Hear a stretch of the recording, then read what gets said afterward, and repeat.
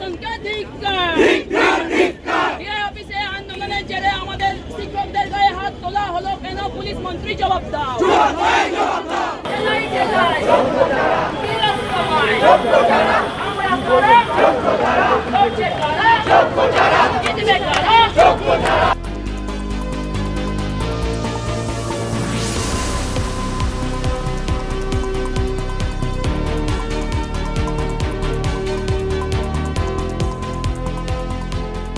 লজ্জা রাখার জায়গা নেই যে একটা রাজ্য, সেখানে স্বাস্থ্যে দুর্নীতি, সেখানে শিক্ষায় দুর্নীতি, আর যারা যোগ্য তারা, যারা শিক্ষক শিক্ষিকা শিক্ষাকর্মী, তারা যখন ডিআই অফিসে যাচ্ছেন প্রতিবাদ জানাতে, তাদেরকে পুলিশ মাটিতে ফেলে মারছে, লাথি মারছে, মেরে লাঠি ভেঙে ফেলা হচ্ছে। তো এই জিনিস মেনে নেওয়া যায় না।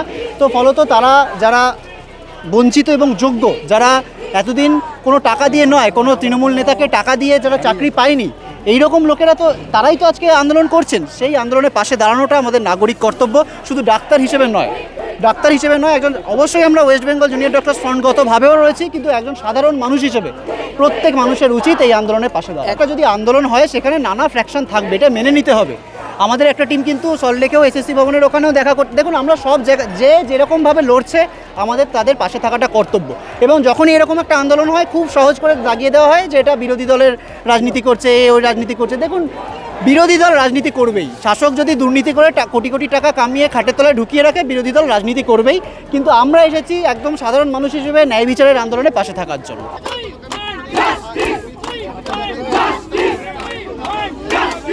এই রায় আসার পর আমাদের দাবি ছিল যে যারা যোগ্য বলে প্রমাণিত, যাদের বিরুদ্ধে কোনো একটা এভিডেন্স ছিল না, তাদের ইমিডিয়েট মিরর ইমেজ প্রকাশ করা হোক এবং সমস্ত আইনি প্রক্রিয়া মেনে তাদের চাকরিতে বহাল করা হোক।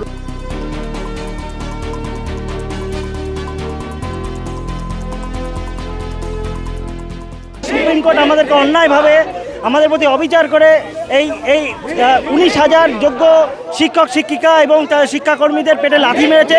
তাদের পরিবার কাল থেকে কি খাবে? তাদের সন্ততিরা কি খাবে?